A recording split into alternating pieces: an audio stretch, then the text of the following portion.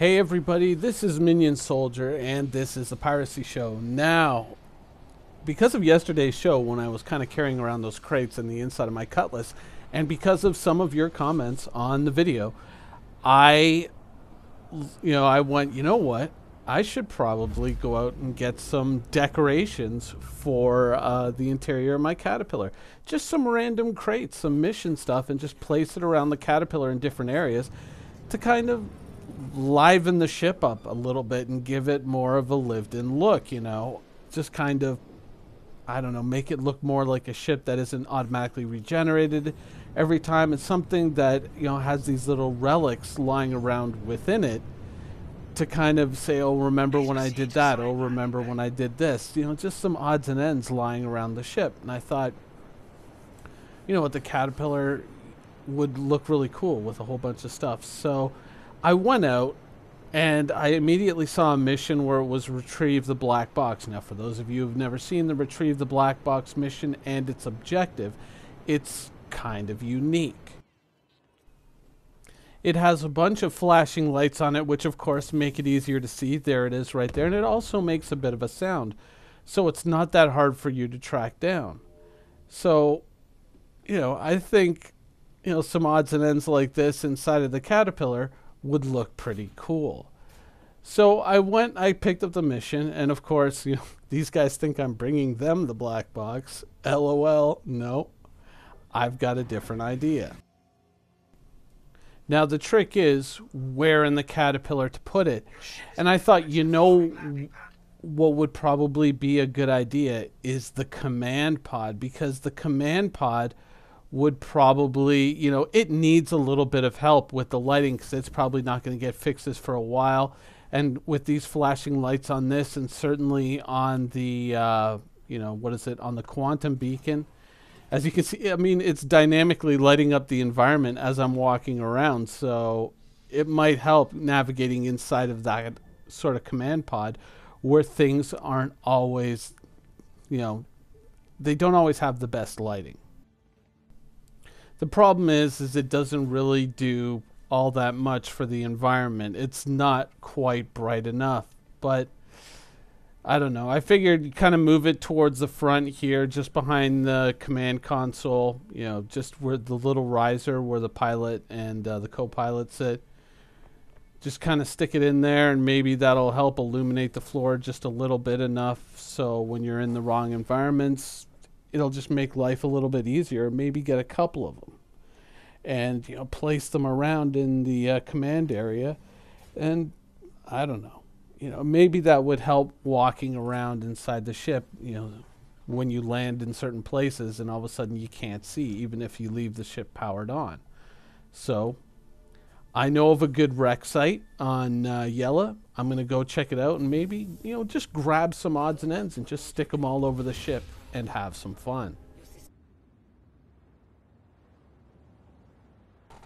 Now, I have to say that finding these wrecks, once again, it is like those documentaries where you see them finding things at the bottom of the sea, but you can, the headlights definitely help, but you can see what I mean about the lighting underneath the ships. That needs a little bit of a little more oomph, a little bit more of a push forward, because that is not the greatest thing. But when you do this and you hit up these wrecks in the dark, I can't help it. It so much looks like you're finding the Titanic or like the Bismarck or the Yorktown down at the bottom of the ocean. It's really quite a sight, and I love the dynamic lighting on the ship. All the little landing lights and navigational lights that are blinking.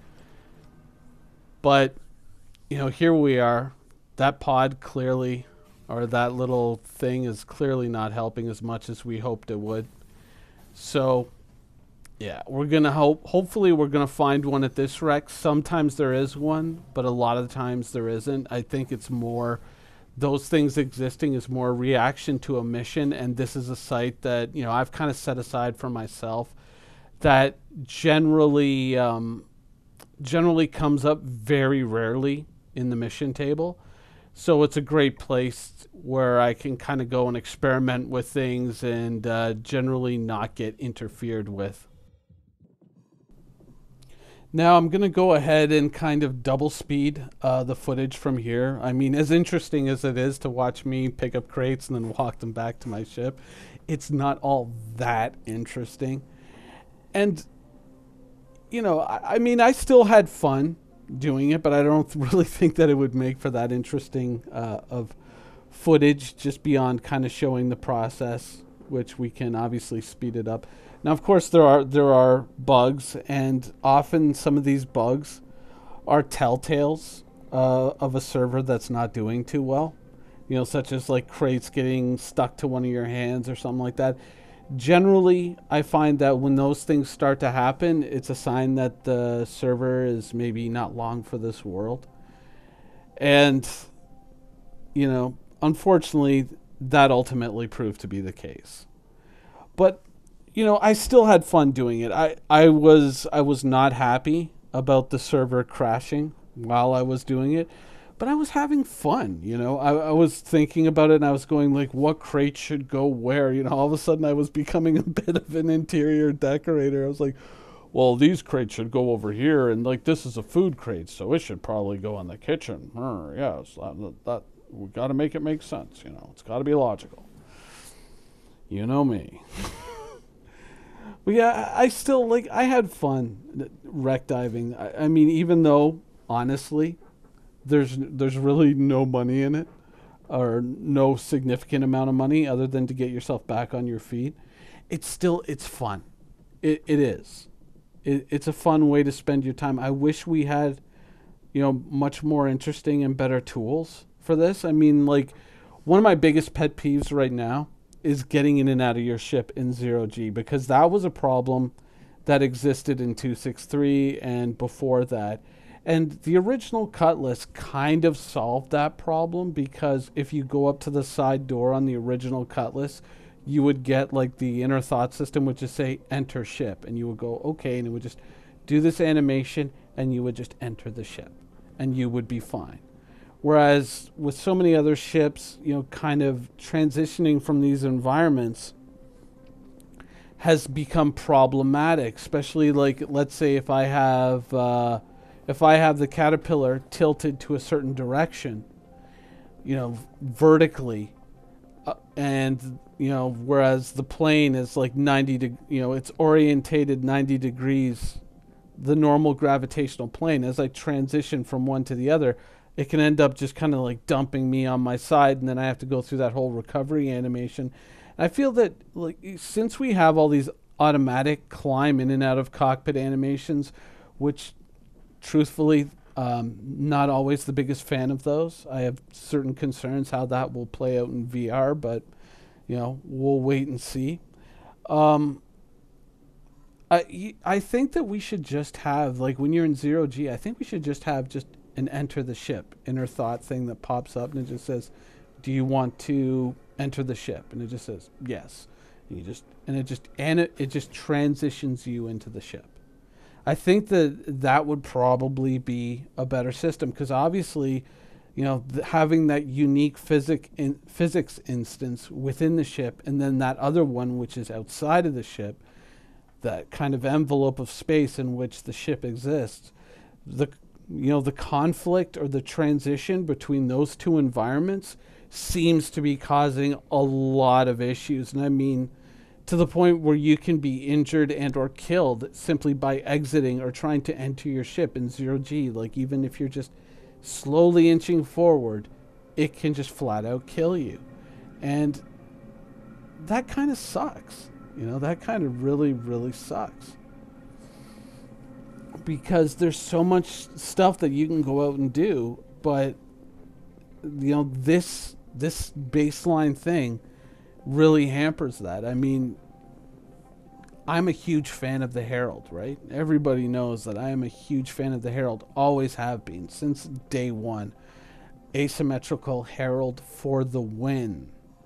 And, you know, I detest the fact that I can't really use that ship. I understand that it's a bug. I understand that it's a bug and it's a problem, and it is going to be remedied. But it really irritates me that I can really get like very little usage out of the Herald right now, because it just, every time I get in and out of it, I'm thinking, is this the time that it's going to kill me? Is this the time that it's going to kill me? And then all of a sudden I get comfortable with it. And I go, okay, I'm going to go do an array. I'm going to make a video talking about, can you sneak up, can you stealth up to an array with a herald, and maybe we should be able to hack them remotely, and how would that work? And then I'm trying to make that video, and then I get out of my ship and I just die.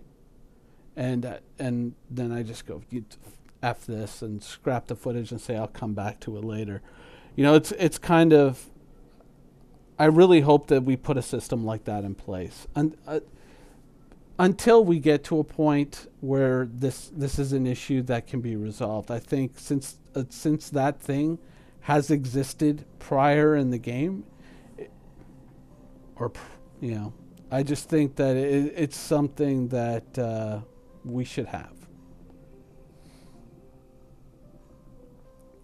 But back to this. So I've been kind of spreading the crates all over my ship, and I'm still checking to see if there is a, if there is any kind of a signal node, or any kind of, like a beacon, or the black box anywhere lying around, so that I can scoop that up and just add to the interior of the ship.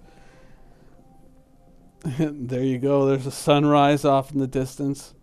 I honestly, you know what? One of the things, people say, oh, how can you play the game so much? I don't know how you can play the game so much. It's so beautiful to look at. It really, really is. That's one of the things that just keeps me coming back, is the dynamic sunrises and sunsets and all the cool shit that happens. Just kind of seeing the environment come to life, that always brings me back and makes me play it again and again and again. And I've put so many hours into this, and I don't regret any of it. I mean, some of it is frustrating, as you're about to see. Some of it is like horribly frustrating, but you know what? It's still fun to play. It's still great to kind of, watch these environments change as the sun rises and sets. And here we are. We are now getting to the tragic point where the game is about to betray us. It's kind of, it's kind of funny in hindsight watching this footage back, because here I am. I walk up and I click the button, like, okay, let's go. Back onto my ship. Come on, let's go. Sometimes, you got to push the button twice. And this is at the point where I'm like, oh, shit. But you know what? I don't want this footage to dissuade you from trying the game. Now, sure, some people have problems running the game right now, where you're probably sitting there and you're going, you know what? I'm saving up for a really good PC before I play it. Fine. I understand. Totally understand. But I still think it's worth it giving it a shot. Yeah, when the game first loads up, even for me, it loads up like shit. And it runs like garbage. It's like 5 frames a second for like 2-3 minutes before it all settles down. By the time it streams everything in, and it kind of goes, okay, now I'm getting up there. And then I start to run at high frame rates. I have to play for about 5 minutes before I can actually get to the point where I can start to record things. The game is like that, but get on there, stress these servers out, and just test it out for a little while, because even if you're not submitting bug reports, it helps, and it helps get the game running smoothly. And in a game that involves possible asset loss and death, I think it's in everybody's interest that the game runs as smoothly as possible. Anyways, that's the show for today. I hope you guys enjoyed this little disaster, and thanks for watching.